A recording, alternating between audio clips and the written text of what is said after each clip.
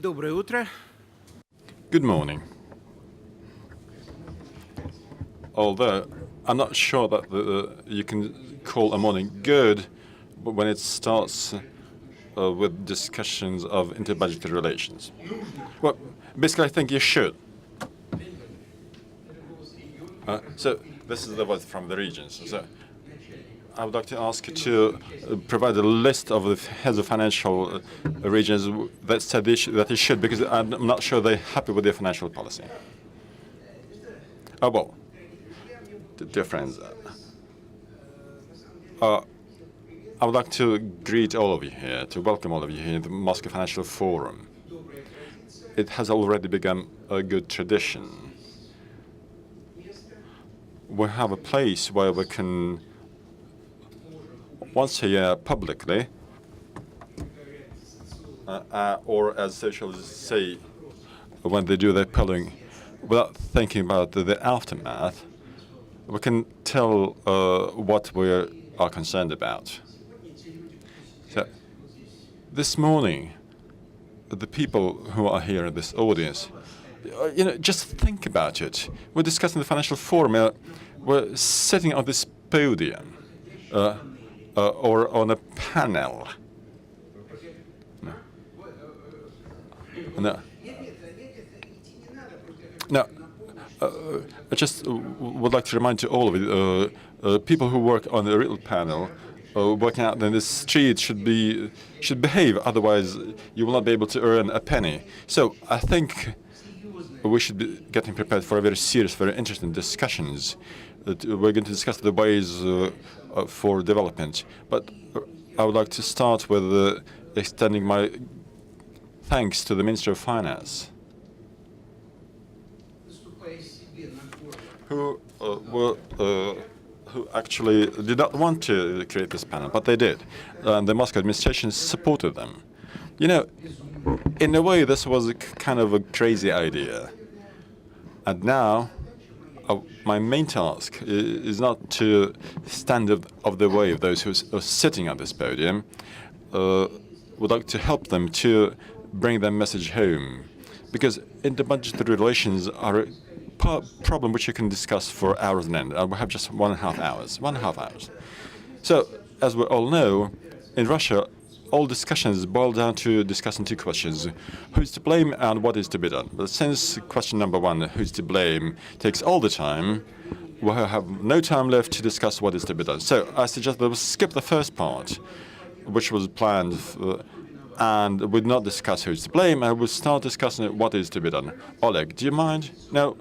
Okay. Or I just talked to Alexei Kudrin. We can say anything about him because he's not here. He supports us. Oh, that's great. That's good to hear. If he would just were supporting us when he was Minister of Finance, we will not be discussing this right now. But okay. So, colleagues, to make this discussion more constructive, let us try and start with a number of slides. Let's have a look at the slides. I'm not going to introduce people here, sitting here for a reason, because I'm sure you know all of them. There are people from the Ministry of Finance, people from the regions, we have experts, we have national rating agencies. So we have people here who can discuss this from various perspectives. So, but to get to find a starting point, let's look at these slides. And why don't we start with slide number 1? So what does it say? Well, this is revenues, expenditures, and you can see. I'm sorry, I did not realize that. This is my main problem. The problem with the transitional age. So, revenues, expenditures, and the state debt. So, very interesting thing. Revenues and expenditures are basically quite comparable. You cannot say that the policy is not reasonable.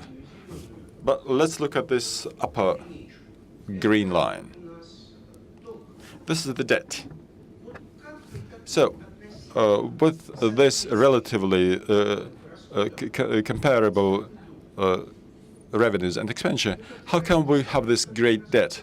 I think this is one of the questions that we should discuss. Now, let's move to the next slide.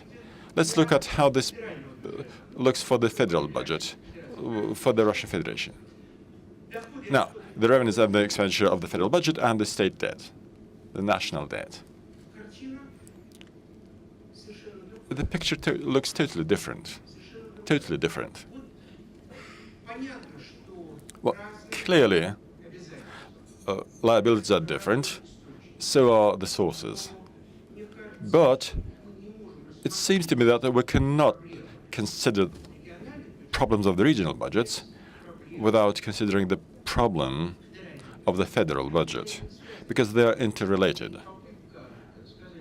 So attempting to say, let's take money from here and we'll solve everything, will be futile. Or at least you cannot say it's an ideal solution. So Larisa Vyeroshkin is here in the first round. She's looking at me with fear. So we're not going to discuss it anymore. Oh, yeah, that's enough to start with. I'm sure that all of you here are sure that if Larisa Vyeroshkin says that's enough, that is enough.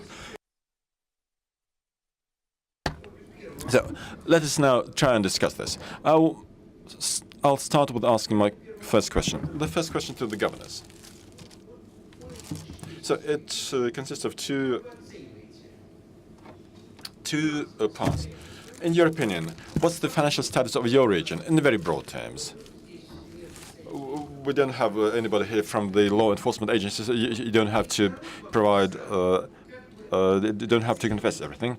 And in your opinion, what's the status of inter-budgetary relation, the system of the inter-budgetary relation? Are you satisfied with it? So let's start with this question one. So let's go in the order of interest. Yuri Berg, governor of the Orenburg region. Well, if we talk about the quality, I get questions quite often. When do we start living better? I keep answering, as soon as we become law-abiding citizens. Don't look at me. Speak in the microphone. So let's stick to these laws. Clearly, the authorities that we have here today, we should focus on them. That's what I have to answer. That's what I have to say. Okay, to your question number one, speaking of the region, I'm sure my colleagues will support me. We're all different. We cannot be the same. So you cannot judge about the status of each of the regions from the same point of view. For instance, our region is in the top 5 of the most stable payers to the federal budget. But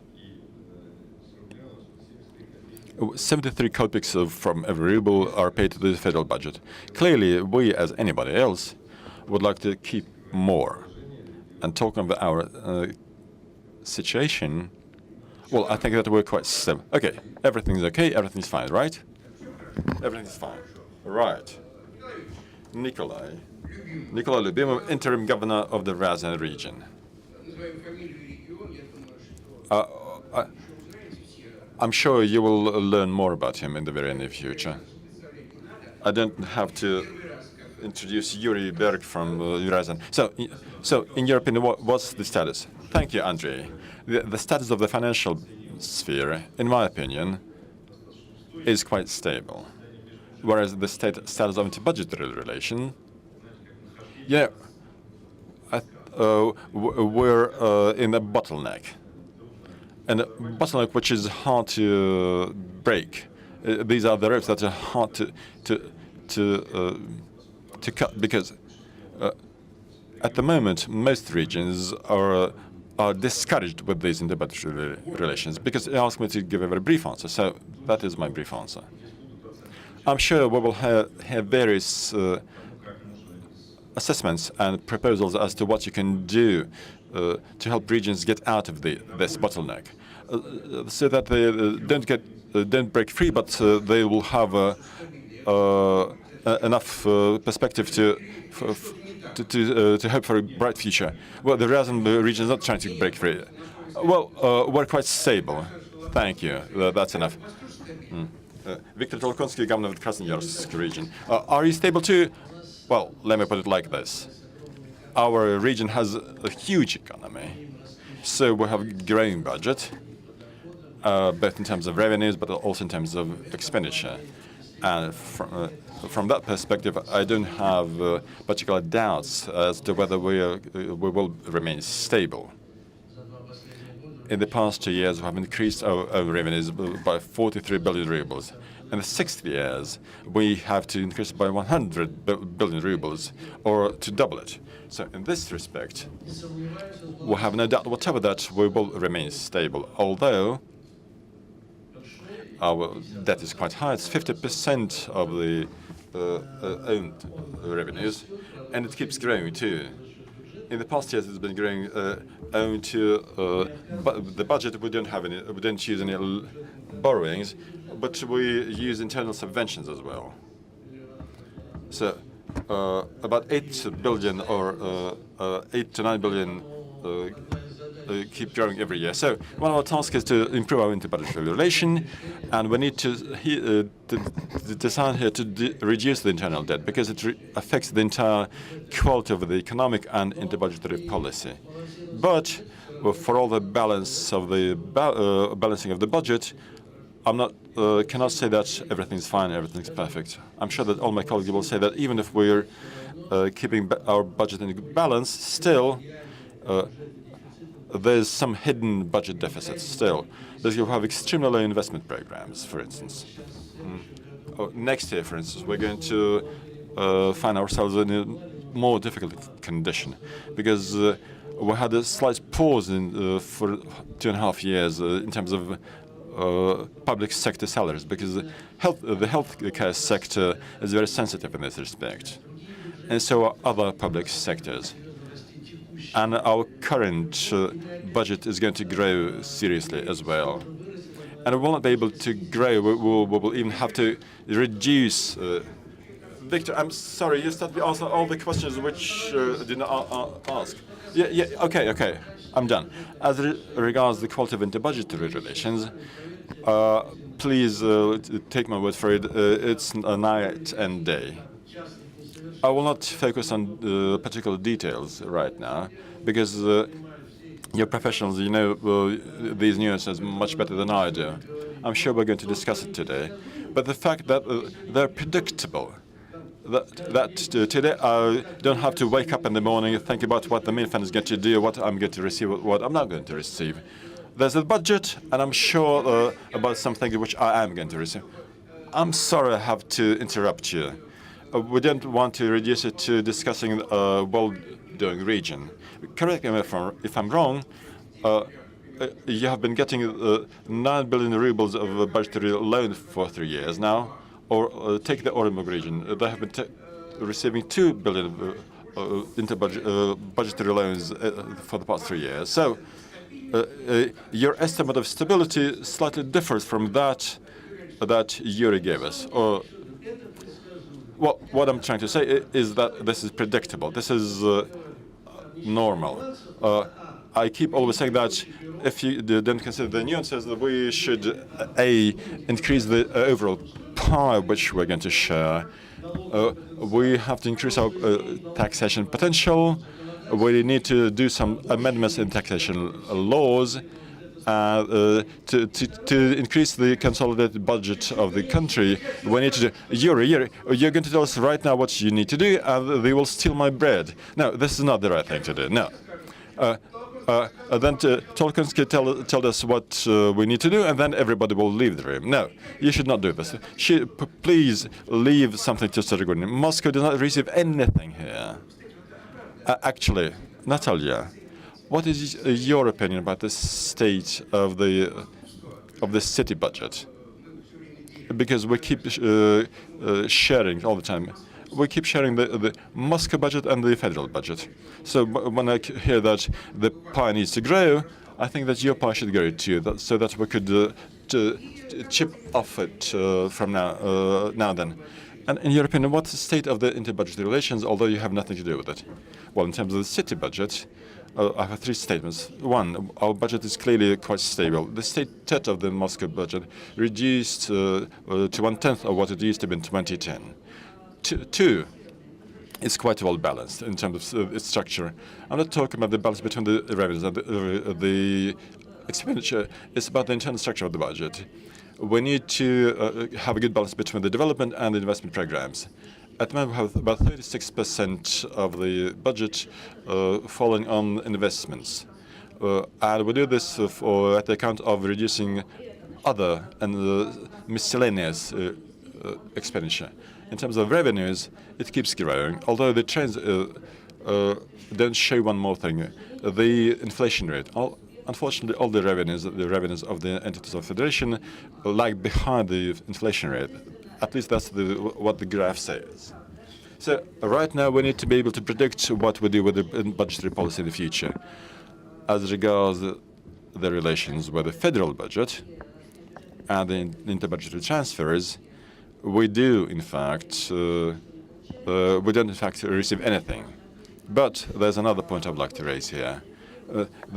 We're regulated not so much at the federal level, but rather at the level of various federal agencies. And here I would like to extend my thanks to MinFin and federal authorities who have started to focus on this problem and to decide whether a particular regulation is relevant and to what extent this is detrimental or beneficial to the entities. Natalia, thank you very much.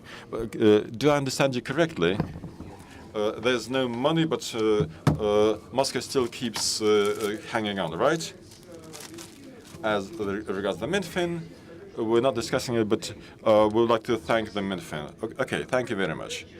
Then very brief comments. Pavel, do you have anything to add here? But very briefly, very laconically. Because you're from the Center of Strategic Developments. Your assessment of the budget relations in terms of MinFin. I understand the Larissa Yeroshkin is right here, so you're scared, but yes, just a few phrases. Yeah, very briefly, just a few words. Right. We have inferiority complex that our inter-budget relations are not ideal. But this is not true. What we're trying to do in the 90s in the notes complied with the best world's practices. We have inter-budget relations systems built according to the right principles on the right base. Financial experts, listen to the scientists. What he's saying is the perfect solution. And two, I would like to refer to this slide or to what Moscow said. At the moment, our revenues and expenditures of the entities are at the record low. So our entities have nothing to spend at the moment. So it's about the size of the pie. Thank you. Ekaterina, you're from the Analytical and Credit Rating Agency, right? So you make ratings and rankings of regions. Soon they're starting to pay to you to get a rating, to get a ranking. Can you add here? Well, usually we don't get anything from these monthly streams. So far. But yes, but you know, we could have President PricewaterhouseCoopers here at your place. Still, we didn't get anything from these monetary streams. But very briefly about the quality. The quality of the monetary policies in many regions is quite different. Yes, this is true that we have been preparing ratings and rankings, and they're quite diverse. Unfortunately, in many cases, we have to discourage the management of certain entities and investors about their expectations about the quality of the budget. So the situations do differ in the regions. In terms of the transparency of the disclosure, I would like to note that regions have been becoming more transparent, but the quality of the information they're providing still leaves a lot to be desired. You know, even up to a case when about 10% of cases, we see that we have to challenge this, because although it takes us months and months to explain how you need to analyze particular issues, I'm very sorry. Your difficulties are very important, but we're here financiers. So could you please reply my questions, not the question that you would like to reply? Yes, sure. So the situations in the regions are totally different. The quality of the debt is what determines here. In terms of interbudgetary relations, if you replied very briefly, we can see that the efficiency keeps growing, because the efficiency of dialogue is increasing, and the federal authorities have become more transparent, more open. Excellent. Now, colleagues, everything is quite clear. So for me to understand something about it, I would like to give you just a number of figures. You know, I looked at it. There's a trend which in the past years has been increasing. I can give you the figures from year to year, but just take my word for it.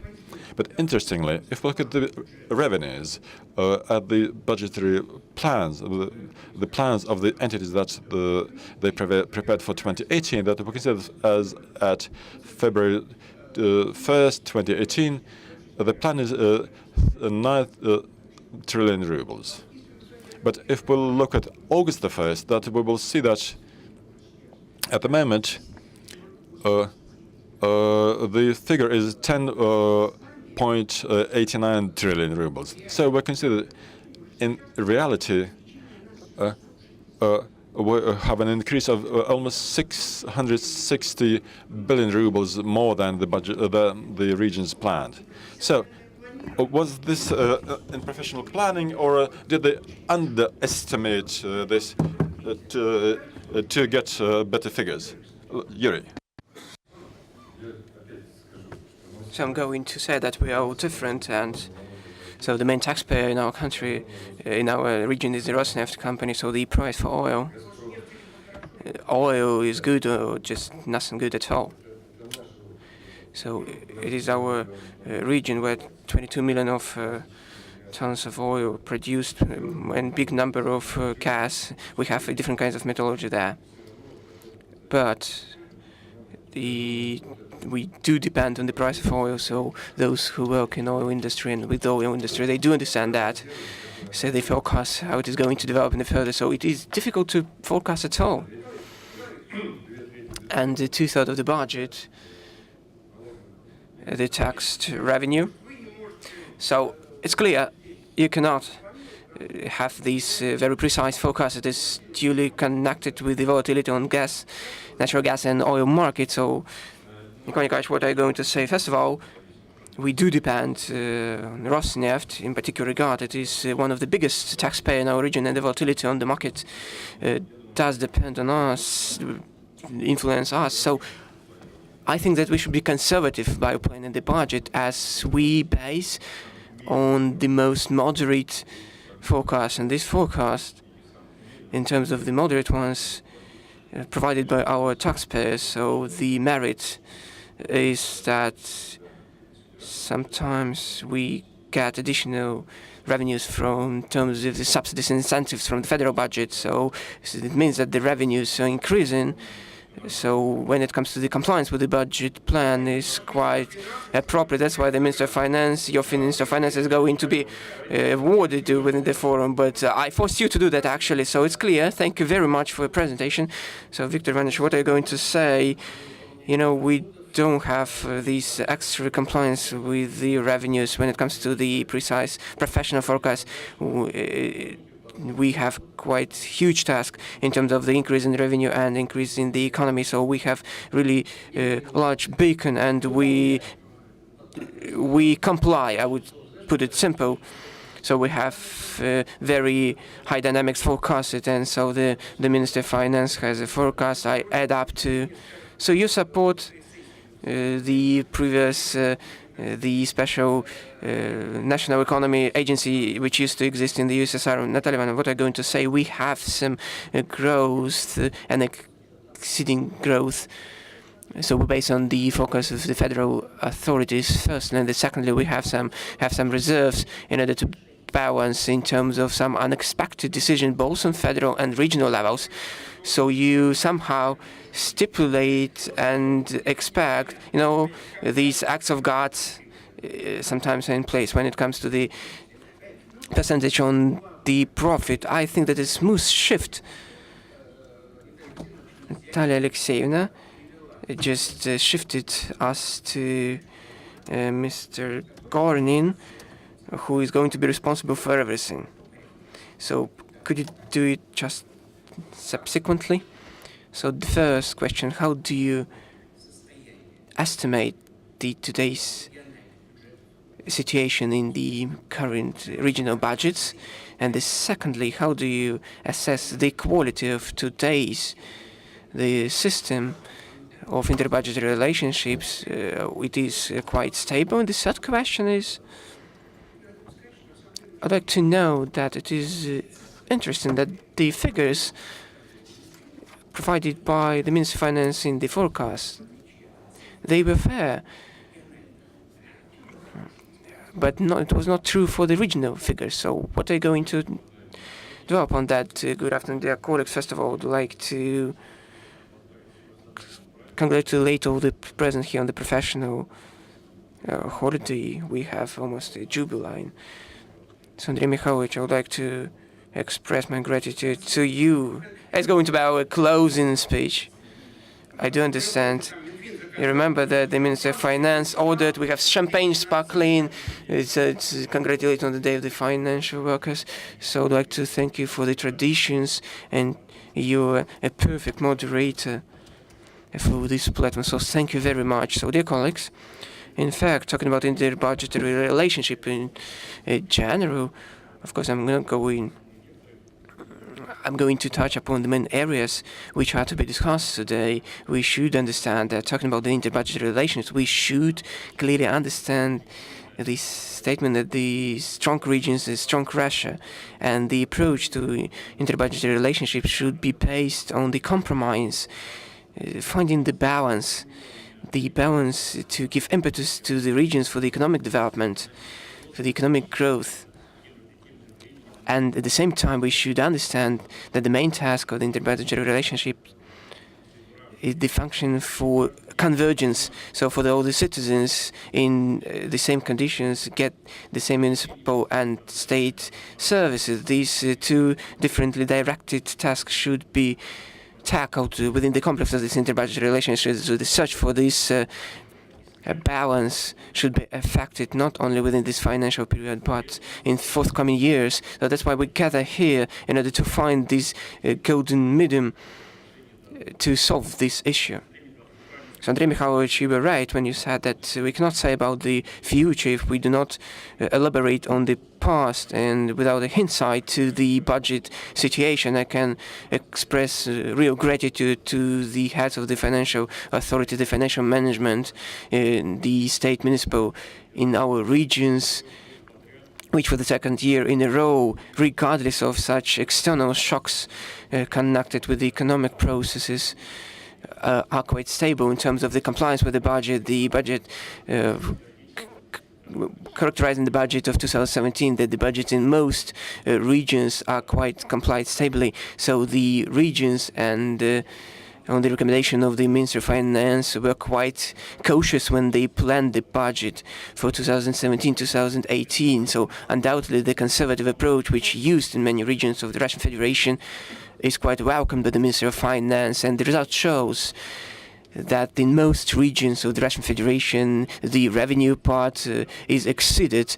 So it is easier to adapt to and amend this budget to give a precise response to new challenges in the regions on the additional revenue items. So the regions try to reflect in the policy on the federal budget. I don't see anything bad in that, and I can definitely say that the growth rate in terms of the own revenue liabilities, which is at the level of 10%. And for example, if we take Moscow as an example, these indicators is a little bit over of 7%. That's about the stability in terms of compliance. So our colleagues within the financial and fiscal period try to adjust their budgets to the realities and the budget revenues which are fixed for each particular region. Why do we use this approach? It is proved in those regions when the resource-oriented economy and the volatility and the revenue connected with this, particularly the profit tax in the energy sector, is difficult to forecast. So those models which are shaped in these regions, from my perspective, are quite feasible. They allow us to solve the main tackle, which we are going to talk about. It is the state debt, the sovereign debt. and the policy is quite feasible. So, dear colleagues, so we have discussed the issue. When we have decided that everything is perfect, we thanked each other. We say that we are working quite appropriately.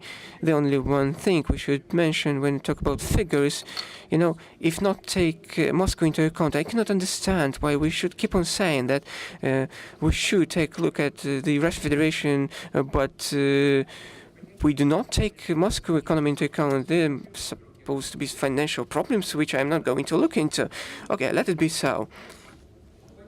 So the heads and leaders of the regions single out one single issue. There are many liabilities on the federal level. And Natalia Alexeyevna even has referred to the William Shakespeare of ours as some acts even is hindering, might be regarded as obstacle. So we shift to that. We'd like to attract your attention to this particular issue. Can we have the 5th slide on the screen? Oh, we got it. It is the assessment analysis into the expense liabilities in terms of the regions, the expense liabilities in regions. So please pay attention to the green color. It is what to be borne on the federal level. 4%, that is individual liabilities of our regions. So let's take a look at our several slides and to discuss this program in total. So these are the liabilities of the consolidated budget of the regions in healthcare. Let's take a look at several areas which are sore points. So can we get back to the healthcare? So 1.7% of the own individual liabilities. Next slide, please. At the education system, the figure is a bit big. More than 75% of liabilities are stipulated by the federal law. So we're not talking about the situation when any interim service can come. Here you have a fire extinguisher on the 1st floor, and you should have it on each floor. Of course, it is not up to the federal budget, but you should be really bold not to fulfill this obligation. Next slide, that is the expense liabilities in terms of the social policy. And here, everything is much more interesting. So the social policy, the federal budget liabilities account for only about 24%. So I would like to propose to take a look at. Let's start with our experts. What are you going to tell in this regard? So that's the picture. So the principles are quite normal. So how can you say that these principles are normal? So you have so much money and the amount should be spent on this and that, and we are to decide. So you can take all the money, take all the liabilities and fulfill liabilities on your own. And you say that everything is quite normal. We're not going to speak that everything is quite well. The first trend is that the federation is going to interfere more and more in the liabilities of the regions, how they are complied with. So these slides show that we say to the regions how they should spend their money in the utilities, in healthcare, education, social policy. So we just put strain on the limits of the regions, their decision making. So talking back about the initial slides, this budget pie has decreased dramatically. It means that these two trends, they are in contradiction. That's why we do feel that in terms of the allocation between the liabilities within our budget, something should be done in the years to come.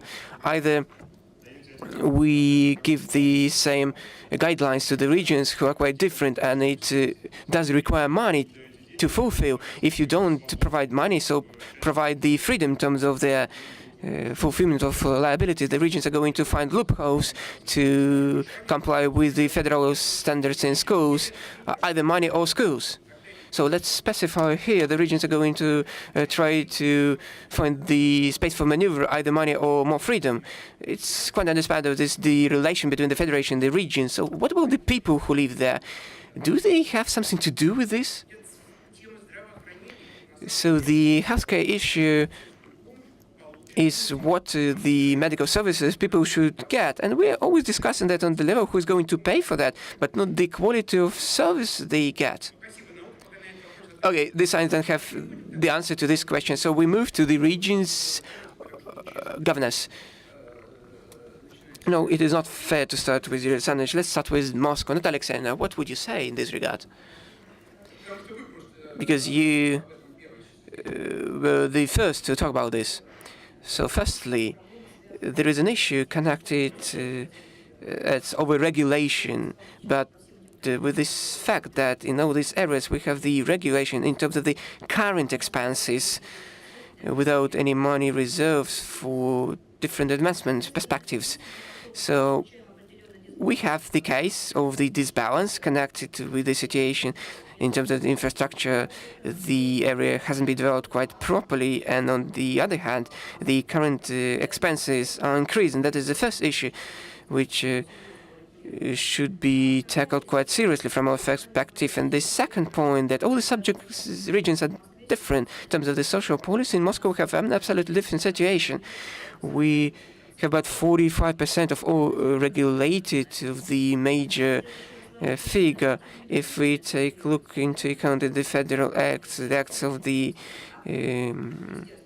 federals or the agencies acts, we do understand that the main part of regulation accounts for the ministries acts. So we should something to do with that. The trend that is quite vivid right now in terms of the assessment of the analysis of the norms and rules of their over-regulation in terms of the compliance with the liabilities the regions have. On the other hand, so two approaches should exist here, not only on the level of federal laws, but on the level of acts adopted by the ministries and agencies. So thank you very much. So we're going to move clockwise. So Victor Alexandrovich, how are you going to give your perspective? I cannot give you something constructive. Don't you believe the science says either money or freedom? You know, if the issue is like that, so I stand for freedom. Yeah, you do provide freedom, so you are ready to tackle such issues. So when don't provide over-regulation, when, for example, what color should be hospitals painted into. So I'm for freedom, yes. So Nicola, you're going to be the first. Andrei Mikhailovich, thank you very much. First of all, I would like to do it in two parts. First, these are the standards in terms of the social policy. They should exist, the minimum standards at least, but they should be reasonable and quite diligent. And the second part of the question, these are the liabilities to the regions. We can give you a particular case, and let me do that. Can you just provide one case? You know, one case is quite not representative one. Yes, you know, the diseases, particular diseases, accounted for 60 million of our budget. Then the provision of orphans. So when it comes to orphan diseases, how many people? We have about 15 people only. So it is the most expensive liability which we shifted to the regional level. So that's what it is. Yes, the orphans are more expensive in terms of the liabilities we are to comply with, and we do lack money in this regard. And I believe that all the regions have the same situation. From starting 2013, the liability is on the regions, so the Ministry of Finance won't be able to provide us with these resources. And this quite recent case, the liabilities shifted to the region in terms of the hunting and fishing. We have inspectors according to the standards. We are to have 75 people, and it requires 45 million of rubles, and not 45 million was provided, but only 9. So, you know, 40 million is easy to do, so try to do it with 9 million. So it is a liability, and we shouldn't pay our salary to the federal service, so it is what it is, and the Ministry of Nature they sent the special application to the Minister of Finance, and they wanted them to say that we're not restricted to spend our money on this federal salary. So the Minister of Finance didn't give this order. So it's a good thing. There are many cases like that. They are everywhere, and it's a big part of our regional budget pie. So what are you going to prefer? So the liabilities are increasing and the money is decreasing. So what would you like to have? We have freedom or money in option. Both, actually. And without bread, But in this situation, in this case, that is the restriction on our decision-making process on our own, and these restrictions are quite considerable. We do understand what Mr. Ryzansky has mentioned already, particularly talking about the federal issues, and they are in abundance. So we are shifting to the case when Gon is going to be responsible for everything. Yuri Alexandrovich has said quite serious thing. I'm not sure that you managed to hear that, but we all do understand what is going on. So don't you have the feeling that the system of interbudgetary relations can be characterized by these words: we do all understand everything? Well, indeed, the Minfund does realize everything. We fully share your concerns, which you voiced here. I think this is very good. The focus of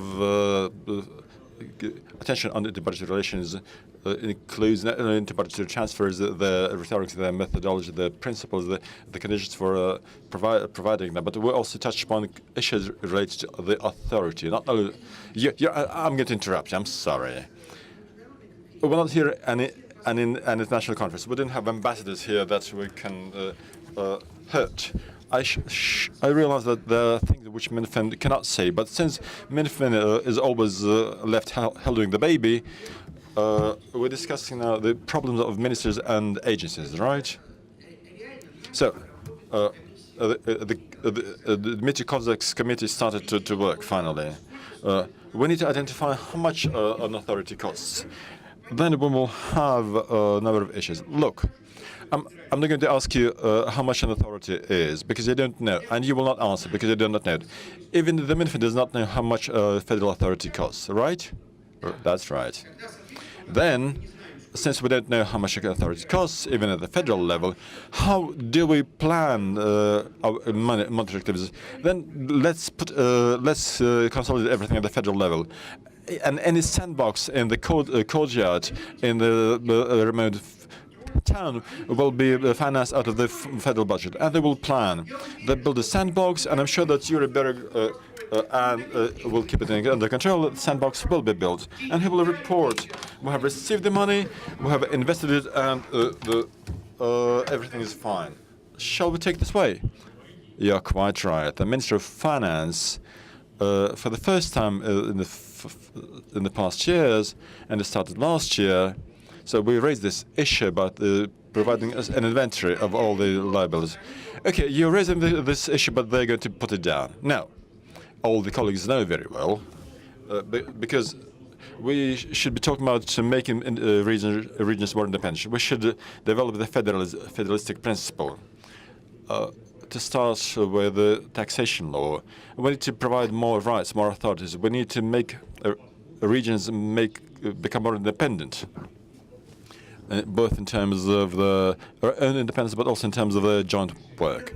The first step has already been made. Okay, the first step has been made. Now you can tell us that Dmitry Kozak, and he's been working on it, we're in a better position. Again, everybody is going to do their own work. But look, we're delegating the federal authorities to the regional levels. We all know which authorities have been delegated. Then we start sequestering the budget for very real reasons.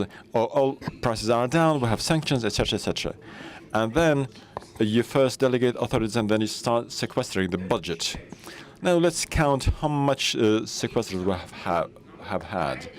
Federal authorities delegated to the regional level. How much money is there left? If you're ready to comply with this authority, with this money, then just take it back. Don't say that the regions which you have received authorities from you will be in a position to make it with the money that is left there. Or look at the money which they have left and tell them, okay, everything's fine, but you're allowed to spend your money as well. Because, this is a vicious circle situation. Ministers and agencies make regions spend the money the way these ministers think is proper. Sergei Sergunin said they don't have any money left. In fact, regions have no money and no leeway, and they don't have the money for the authorities which are not theirs by law, which they have been delegated. Because we have been delegating these authorities together, right? So they're very wretched people here, very unlucky people. Yes, I fully share your concerns. So what can we do? In my opinion, the ministries should, in the very near future, bring all these regulations and laws stipulating the delegation in compliance with the amounts and the which are in the budget. That's the main task, because clearly entities of the Russian Federation should not be made to co-finance these authorities that have been delegated from the federal level. So that's the task. Bring the delegations into compliance with the amounts that are planned in the budget. That's the first thing that we need to do in the very near future. One more thing I would like to point out. And clearly, without discussing the issues related to our special interdepartmental committee, which works here. So, we, for the first time, decided that all the regulations that are worked out in the federal ministries and agencies, regulations which directly affect the authorities of regions, should be approved only after public discussions. And if these regulations entail additional budgetary obligations, then clearly the federal authorities should realize that in the next budgetary cycle we must provide additional budgetary transfers to comply with these additional budgetary tasks. Just a second, please. Yes, what you said was quite right, but I see that the governor of the Krasnoyarsk region is absolutely indignant about this. So let's discuss this. Yes, Victor, what is it you would like to say? It's not so much that I'm indignant, but I don't think the regions, the governor of the Krasnoyarsk region is afraid to be indignant. That's a serious situation. No. I just wanted to understand that, see, this is not the right approach, because we in the regions are public authorities, right? I cannot, unlike a minister, a federal minister, tell my citizens that I don't have money and I will not have any money. I have not been receiving $1 billion rubles from the Russian Minister for Forestry to put out the forest fires. So I have to put out these fires, whether I have money or not. Even if the government tells me tells them tomorrow, reduce all the norms, don't have any aviation to put fires out, I will still have to put fires out. This year we had an even worse case. Starting from October the 1st, we have to increase salaries in the public sector healthcare. Their salaries are paid out of an insurance budget. This has nothing to do with our budget. Well, I was told they didn't have the money, but I cannot say this to our medics that I'm not going to pay them. So I have to even violate the laws because I have no authority. I have signed an agreement with Minfin that I'm not going to interfere with their business. So I have to come up with certain subventions to hospitals so that they pay the communal charges, all the utility charges, etc. Or look at orphans first. How can I say orphans that they're not going to receive any financing? Victor, I'm sorry, I have to interrupt you for a second. Because if we discuss it for another couple of hours, we will evaluate all the possible laws here. But my question is, do you have this feeling, and I fully understand your logic, you cannot tell people don't put up fines because you're going to put them up fine anyway, or you cannot tell the medics that you're not going to pay them high salaries, right? But the ministry, not important what particular ministry I'm talking about, the ministry called this optimization of the expenditure, although they fully realize that you have no choice and you're going to comply with the authorities that you have been delegated. So, okay, I understand what you wanted to say in your second part of the reply. But before we continue, to make this picture full, I will answer instead of Governor Tolokonski. So, let us ask to show slide number 8. Slide 8. Look at it. The expenditure structure. I'm not even going to ask you to see, although the structure is quite clear, all the expenditure is shown in blue. So, how many of them are social expenditure? So, look at this red line. This is the future. So it's not about a picture, it's about the future. Today, we are killing our own future.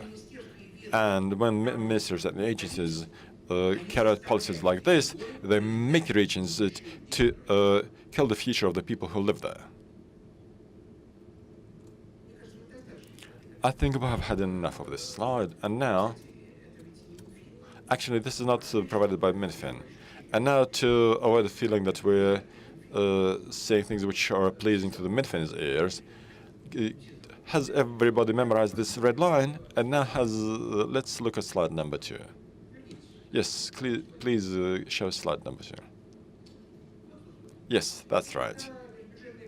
Inter-budget transfers from the federal budget.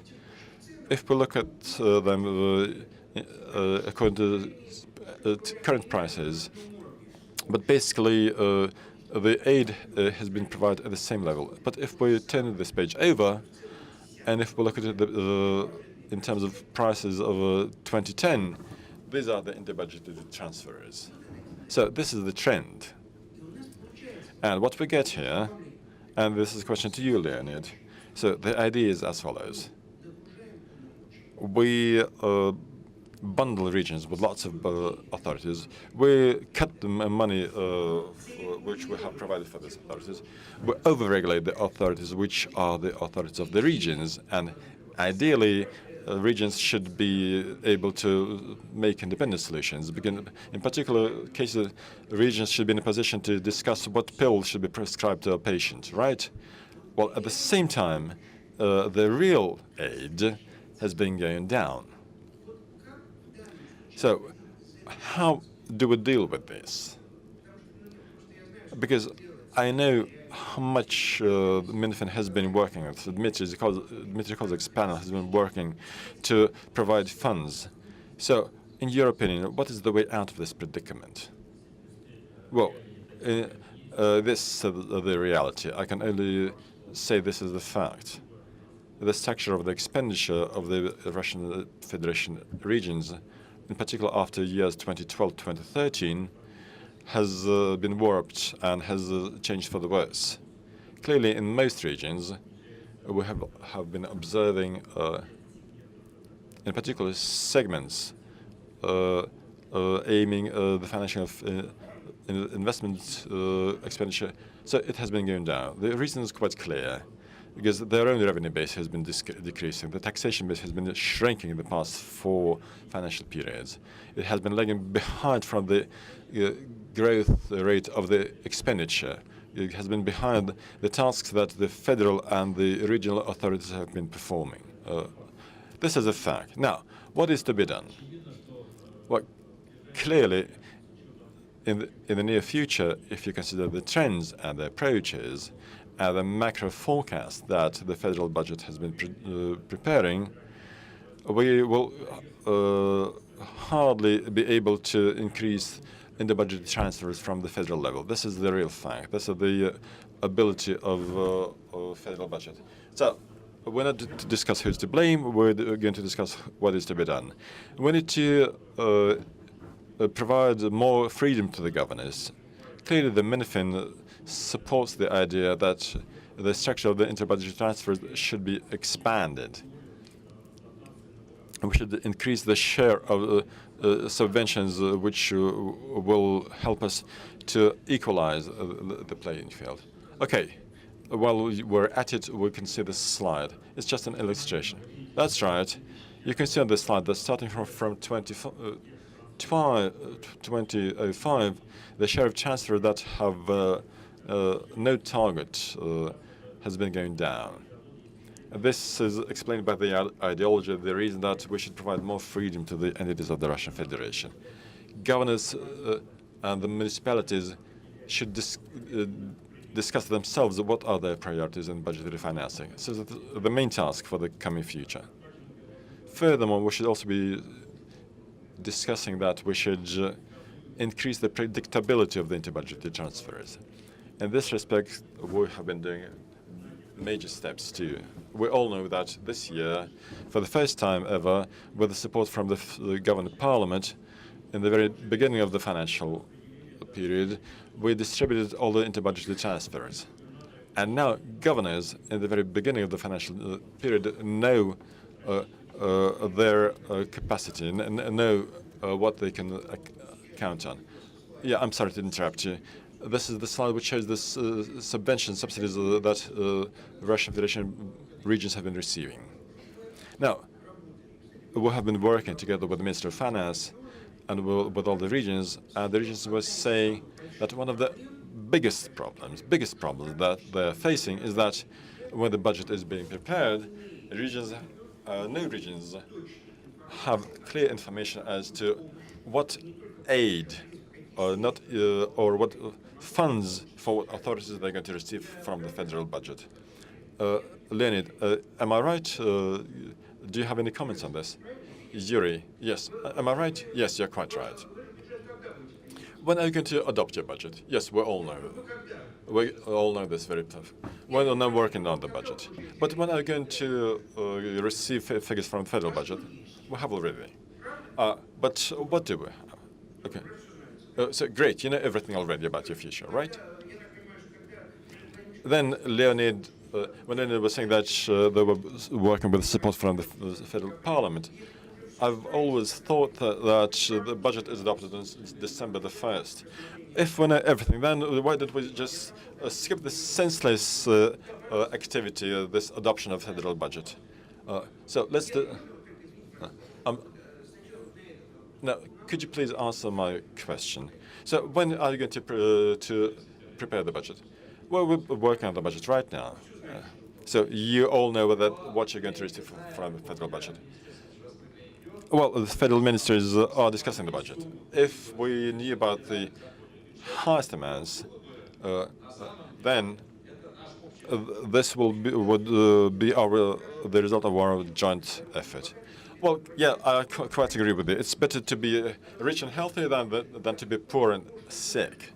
But I remember very well how we were preparing the budget for 2017, for the current year. And I remember that when we were discussing the subsidies for the rural sector, there was 97 billion rubles in the federal budget. But then all of a sudden, in the first reading, the government revoked these 97 billion that were distributed for all the purposes for the rural sector, and said, no, we're going to do this throughout the year. We'll announce tenders, etc., etc. So this raises two questions. How was it possible that the government could offer this at first? And question two, if the regions are saying that they know everything, won't we have the same case this year?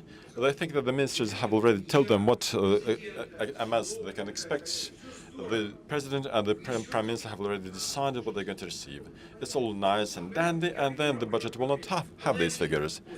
Like I said, last year, half of the state program for the rural sector has been cut. So you're now saying that you know everything very well, it's all fine, and you will only see the real figure after the federal budget has been adopted. So, this is something for the regions to remember. And now let's go back to what we were discussing. Leonid, question to you.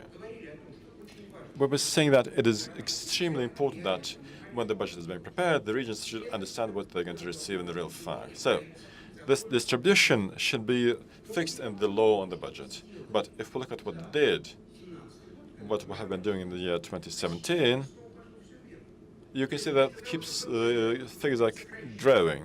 So instead of decreasing the number of subsidies, instead of giving money to the regions for them to become more independent, to decide for themselves what they're going to do, instead of breaking this money to small amounts, you give the money to the budget and they will decide. Because what you're saying is the worst practice ever. Because at the moment, they're discussing this with the federal ministers and agencies, discussing every single line in the budget. This is what we're going to spend on this is what we're going to spend on that. Subsidies for the rural sector even boil down to the cases when the money for a ticket to travel from one region to another was bigger than these subsidies. So what can we do? Andrei, nobody is saying that this is not the task, this is a task we should not do. But there are two major tasks, two major areas of work. First, distribution of all the subsidies over the entire range of subsidies should be fixed in the law and the budget. Clearly, this distribution should be synchronized with the budget processes which are occurring now, not in the budgets, but also in the municipalities. That's the main task. Even more than that, the task that the federal authorities and ministers have received for 2019-2020 is that at least 75% should be distributed right now, all subsidies in the law on the budget, which means that all the governors, all the top executives should have an idea about the distribution, not only for 1 year, but for 3 coming financial periods, including the planned period. Just a second, that's just the first part of my question. Okay, we agree you do it. The ministry is working, you have an idea who's going to receive what. But as regards my second part of the question, why don't we break it up into 66 subsidies? Give them the lump sum. They know better what to do. Because Tolkonsky will have to put up fires anyway. So give him the money. He knows better how to spend this money effectively and efficiently. Why do we keep these 66 subsidies and keep telling them you get money for that and that, and you will not be able to spend it on this and this? Yes, you're quite right. Nobody is saying this is not something that we should not do. One state program, it's our particular task. The number of subsidies should be the same. We have 37 state programs. I'm not talking about the state programs. The Ministry of Foreign Affairs, which have nothing to do with the regions at all. So the state programs, which do have something to do with regions, is a maximum 30 programs. So why do we have 66 subsidies? So we shouldn't, in this budget cycle, afford the increase in these subsidies. So moreover, the task, from our perspective, the Ministry of Finance, in the forthcoming years, the active number of subsidies should be within the range of 30 to 40 subsidies. So it's kind of mistrust on your face. Don't you think that it's going to be done, or you think it's not right? I have trust. What do you imply by saying that? I don't know what I imply, actually. You're saying about you're talking about subsidies. I just base on the following fact. So we have money moving to the development, allocated for the development of the rural areas, and my proposal is not to allocate it into different areas, but to give you all the sum, all the money on this state program, and you should decide on your own what this money should be allocated to within the agricultural sector. You're going to sign an agreement with the Ministry of Agriculture. So what figures should be fulfilled and achieved by the region. But how to do that is not the Minister of Finance to decide in the Ministry of Agriculture, but you are to decide. What do you think in this regard? So, just a second. We should check what we know better in terms of the assistance to the agricultural sector. For instance, the program 1412, these are the combined structures, and it is decided on the governmental level. You think that it should be the same, it should remain the same, or so let's. When it comes to our perspective, for example, the support of the seeding procedures, of the collecting procedures, the support of different areas. For example, in the northern regions, they have their own approaches. They have fishing, hunting, and so on and so forth. But federal programs, particularly in this regard, should exist. Okay, thank you for your interference. So, Dmitry Alexandrovich, what would you say in this regard? Just one point I'd like to mention. I clearly remember the stance of my very good comrade, good specialist, Mr. Tkachov, when he used to be governor, and while presenting his ideas within such forums, he said, so give all the money to me. I'm the governor, and I know better how to spend this money. And he said the same, I know better than the governors what to spend money on, so give me all the money, and I'm going to give it to them, otherwise nothing will work out. So, the place is too good for the person, or the person is too good for a place. So if all the money, let it be manufacturing sector, rural development, education. So maybe all the money should be provided to you in a single subsidy. So for you to have the opportunity to define and shape your policy. Of course, it is more effective. It does promote the development. From my perspective, we can have the situation when the federal government should shape the priorities and the coefficient of co-financing. And for several years, we can have the precise coefficient for each particular region. And if the region plans and stipulates these investments, so the region is to gain the federal co-financing in total amount, not inconsistent with the rules and norms. So the only one task is to change the role of the ministries. They should deal with policy, but not administration of finance. You cannot make much money on that, And the second point, we shouldn't find ourselves in this situation when we all stand for the decrease in the subsidies and consolidated subsidies, not to lose these subsidies. For example, these subsidies are not that important. We're not going to have them in the future, and we will lack subsidies overall. But current mechanism is quite of low quality. It forces us to spend not appropriately in order to get the federal. You need to file co-finance, so you are forced to do that. But the priorities are different. We have a large country. We cannot even have the same terms and conditions. Every region has its particular task and objective.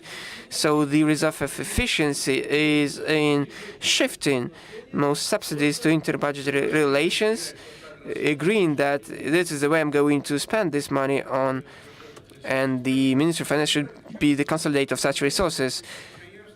So Krasnoyarsky region is a self-sustainable region. You're mostly dependent on the federal budget. So what is your stance?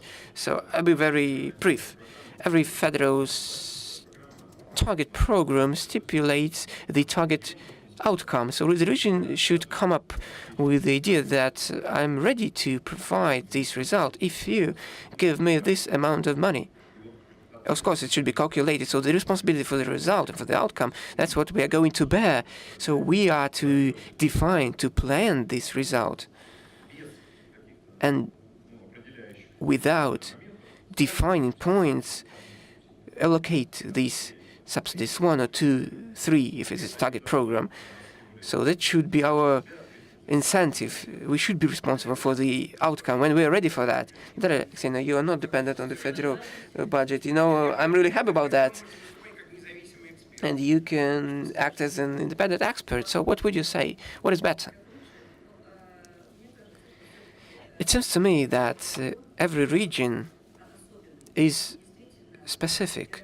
And on the federal level, sometimes it is quite problematic to understand all the tasks of particular regions. So anyway, if we are going to bear this responsibility, the region is to be responsible. What has been implemented, it is a responsibility of the region. So in this case, I think that the consolidation of these subsidies into a quite transparent and vivid amount while given these tasks would be quite appropriate. So Leonid Vladimirovich, the head of Chuvash region, has asked for the floor. I'm going to comment on that in terms of the program and allocation. So the indicators have been complied with, and we're going to do the same in the future. So, okay. The agriculture sector should be additionally financed in terms of the food security objectives. Are we going to provide money to you or to Tkachov? These joint responsibilities, we have never argued about that, as we don't have the same responsibilities for the producers on those young people who want to self-realize, because we have deficit in money. We cannot provide this money to them. If you give your money to you, we are going to be ready to do that. So, according to our methodology, everything is going to be provided. On the alcohol market, we are going to do the same. Okay, if we don't have enough harvest, we are going to get drunk, at least. Maybe maximum the glass of champagne. So it is on your house. Okay, so let's get back to the following issue. So you have raised such an issue, and what Natalia Alexeyevna has mentioned is a very important statement. She has said that the regions are to be responsible for the outcome, but not the minister of this area. The governor of the region is to be responsible. So, in fact, to achieve the outcome, in the area they don't have the opportunity. So it is the case that the ministers are responsible only in those cases when they just find themselves in the wrong time, in the wrong place. For example, Rosneft. So what should we do? It is what you have said. We don't have too much time left. I'd like to understand. We have a budget cycle going on. It is a very important issue to touch upon. So what are we ready to propose to the regions on this level? What are we ready to propose within this budget cycle? Are there any measures of rewarding of the assistance? And I would like to hear the perspective of the regions and yours. So what are we to do right now? Not in a year when we're going to bring here together and discuss the same issues using the same words.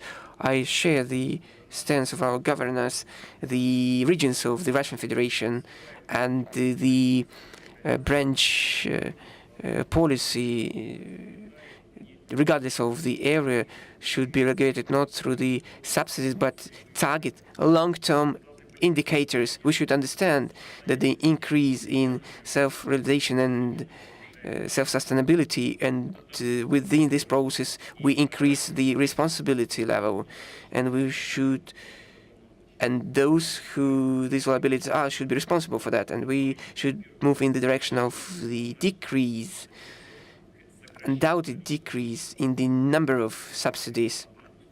One state program, one subsidy. Within this process, we shouldn't lose the volumes of subsidies. The volumes in rubles should be maintained. We're talking about the number of subsidies. So the decrease in tools kit, but the increase in the self-sustainability and responsibility among governors. What you're talking about is very important, and I think that you are supported in this regard. So don't you have the feeling that what you're proposing right now implies to cut the tail of a dog part by part,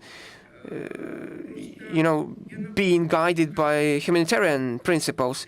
I would reiterate that we have target indicators. Target indicators are set by state programs.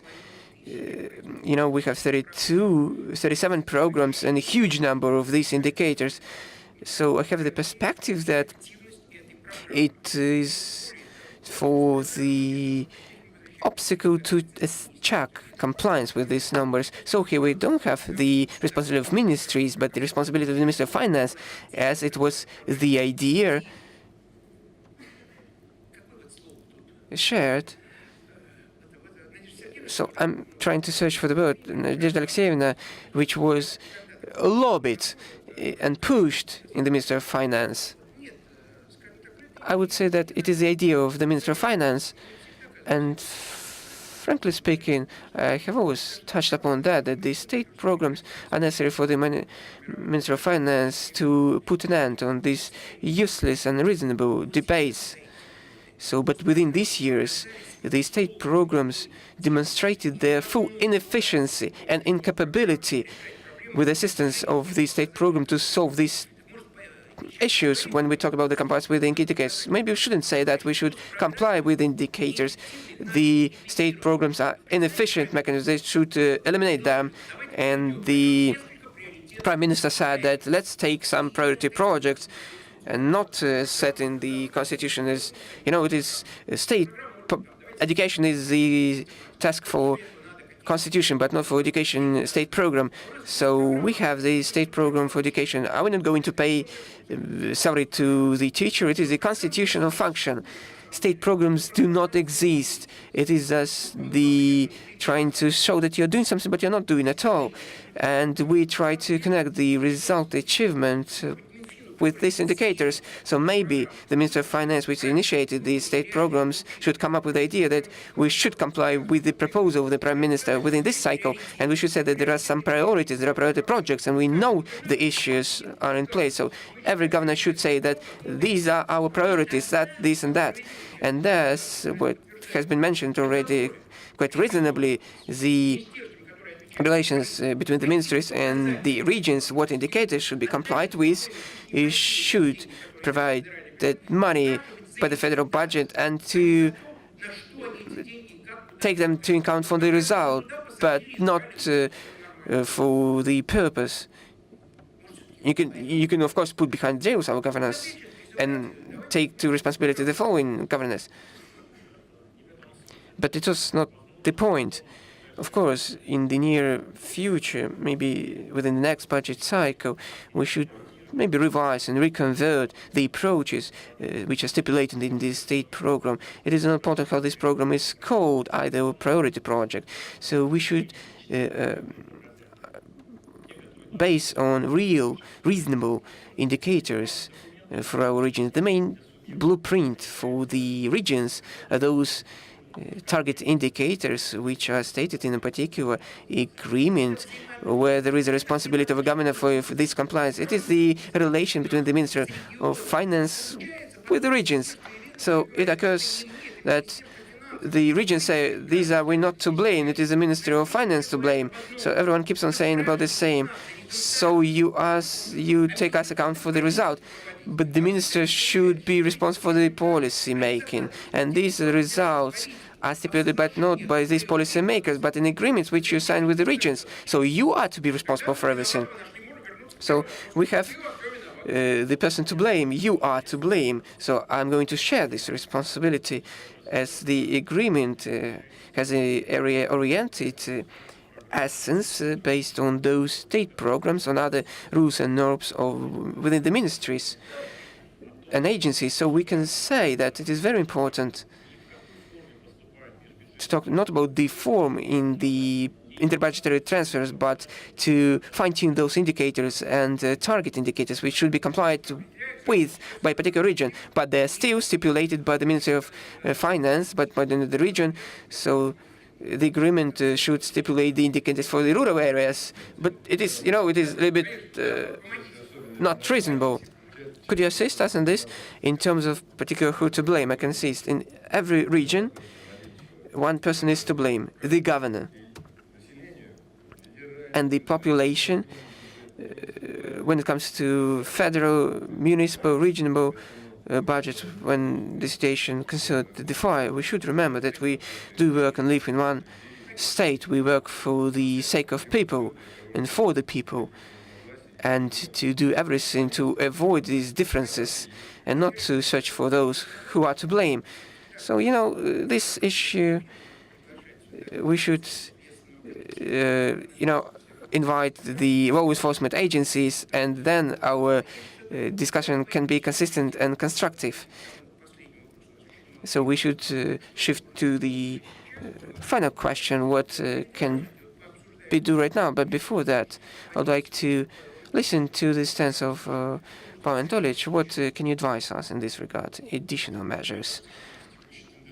I think that within the current trend of centralization in terms of the revenue and regulation, it is very difficult to draw attention to the micromanagement and regulate everything in detail. So here the competences is within the responsibility of the governor. We should give the money, we should increase the level of donation. 2/3 of the transfers can be in the form of donations. That would be a right decision. And in terms of the subsidies, we should increase these subsidies and lower the number of these subsidies. So 30, 40 is a big number, and they should be in line with those our programs we're going to develop. I think that 20 or 10 would be reasonable, but it is probably not possible. So you've said about the ratings among the regions, and it defines its investment opportunities and capacity. If the region has, in the future, has the money, of course, there's going to be someone, co-investor, for instance, through the glass of the prospects for the development, particularly the development of the regions. What would you advise? So we should understand that investment capacity is more and more relevant in terms of the program of the Ministry of Finance on the debt, liabilities increase, market development. So what defines, I think that the revision of liabilities in the criteria for the efficiency assessment are necessary, of course. Just single solutions are quite difficult to find. We started our discussion by saying that all the regions are different, and everything which can bring about the decrease in the volatility, which is a core point in the course of our discussion, the volatility in decision-making process, the difficulties of forecast, the quality of information and data, and of course the decrease in the concentration of resource and revenue base, which is a huge issue for the regions. Of course, it is difficult to give up the federal control, as its main task is to fine-tune and smooth the difference between the regions to aim for convergence. Thank you very much. Now, let us...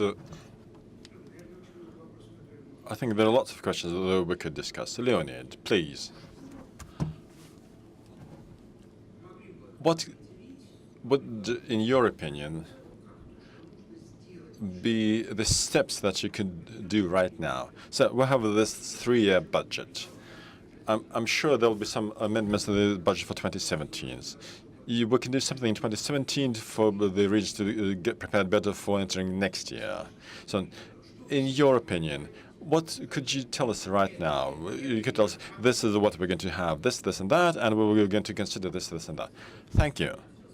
Well, in fact, we're now actively preparing approaches to the budget regulations. So what are the main tasks for the Minister of Finance with respect to their relations with the regions? Firstly, clearly, all the interbudgetary transfers have to increase the role, the encouraging role for the regions that have high economic potential indicators, high economic growth.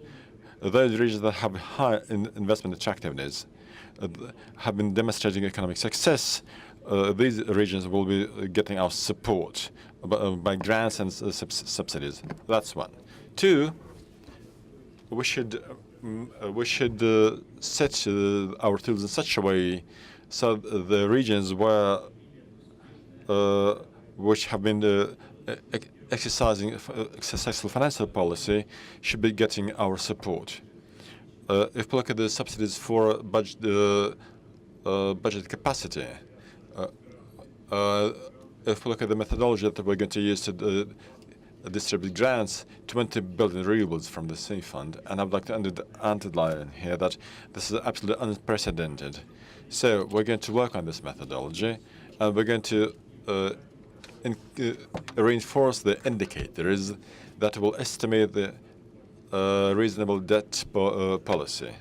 So the regions that have been doing this responsibly, that have the lowest debt burden, that have efficient market rate, the efficient rate for market borrowings, or the regions that have been using fewer budgetary loans in the past have to be noted through grants and subsidies for leveling the budgetary capacity. One more thing. I think that this year we'll have to strengthen the role of the regions and to highlight the regions that have high social economic indicators, have been demonstrating high economic growth. This is one of the main indicators for the future for the future stability. So this is our main task. I will be able to disclose all the details in the very near future, in particular with respect to encouraging the regions. The MINFIN is going to disclose them in the very near future after we have agreed on them in general in the government. But please rest assured that these approaches will remain. So, Leonid, so far we have had just one figure, 20 billion rubles to the most effectively growing regions. Yes, indeed. This is an absolutely unprecedented figure for the past years. When are you going to distribute these 20 million? We have been distributing the 20 million this year already. Clearly, right now, as regards the budget for 2018, no, just a second. So, to understand it correctly, the 20 million will be distributed as a bonus, both in the amendments to the budget for 2017, and you'll include the same amount for the budget for 2018. So this is going to occur on a yearly basis. Yes, so this is going to be a stable figure until 2020. Okay, another point. I would like to hear another figure which you wouldn't like to mention. Larissa says they're going to hear, so I feel I must ask this question. When you were ripping Moscow off and other donors to finance the obligations of the regions, at that time, back then, we agreed that the increase in it was 27 billion rubles according to our estimates. So the increases will remain with the regions. The regions will keep this surplus. So without thinking about the consequences, will the regions keep this 27 billion? Absolutely sure they will.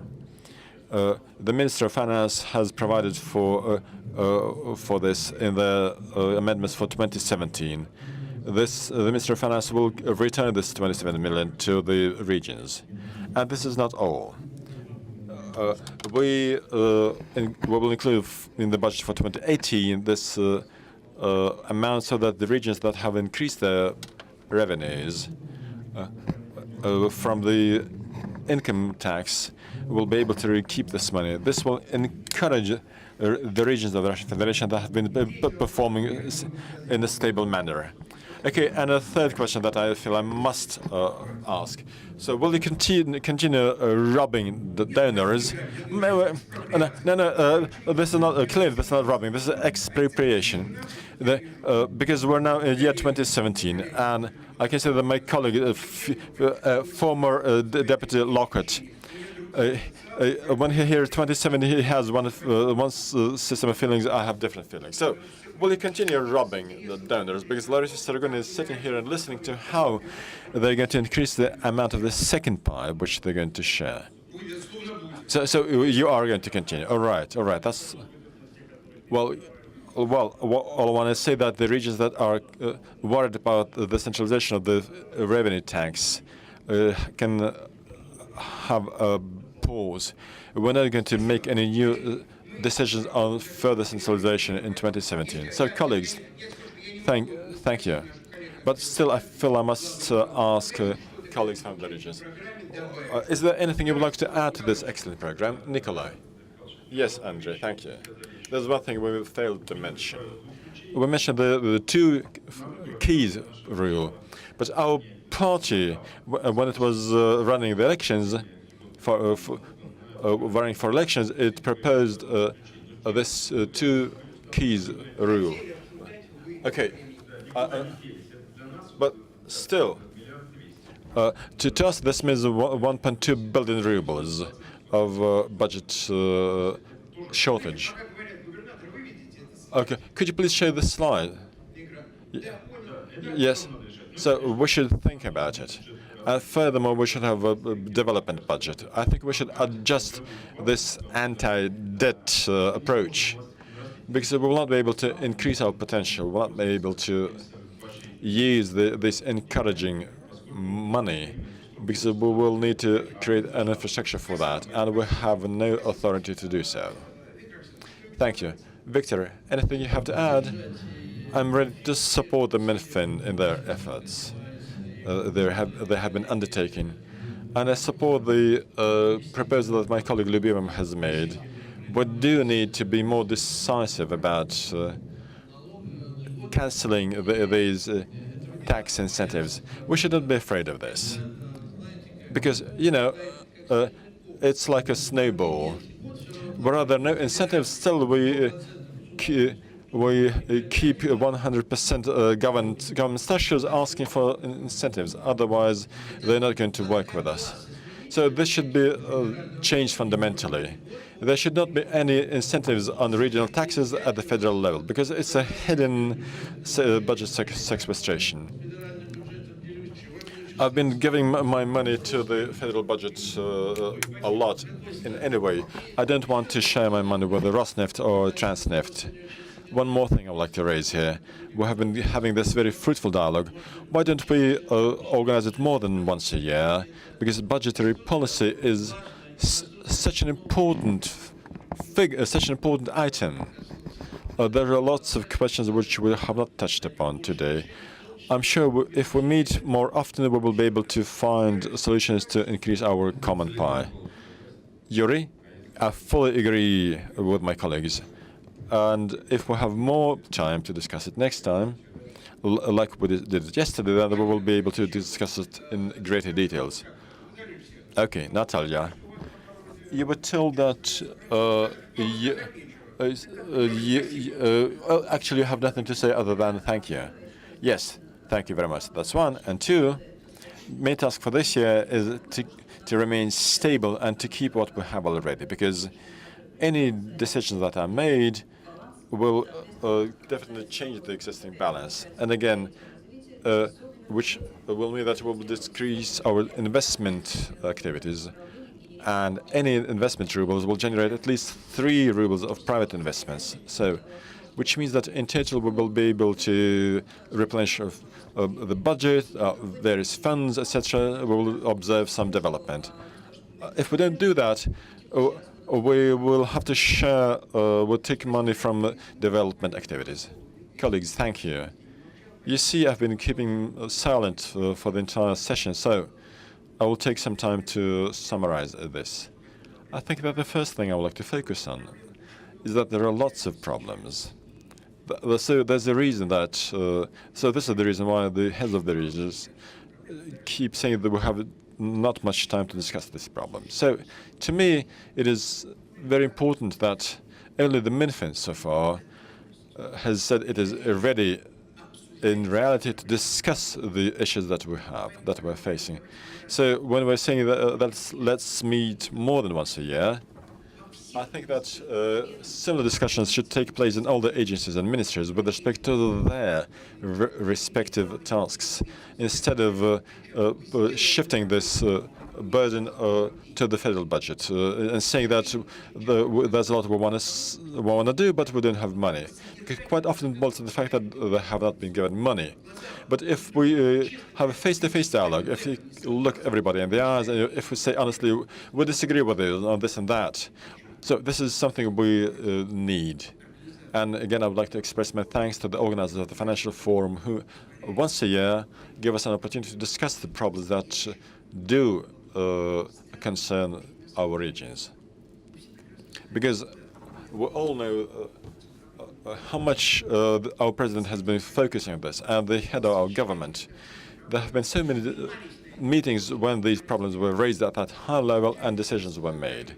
So this is why we're discussing it. But we don't have enough time to discuss the incentives. All the decisions have been made. So that's high time we stop providing incentives from the federal level to the region levels. This slide shows that we have been delegated 482 billion rubles from the federal level. This is what we decided at the federal level, but this is your revenues. This is what you should do. If we look at the federal taxes that are then transferred to the regional budgets, the revenues and the VAT, the personal income tax, they will see that it's not 400 billion, it's 2 trillion rubles. So these are the reserves that the regions have to dispose of. But how do regions get this money? The decision how to do this has been made. Unfortunately, nothing is being done. Or look at the state programs and changing their indicators. So, in my opinion, the discussion we have had today is very critical, because starting from very correct slogans and statements and decisions, we need to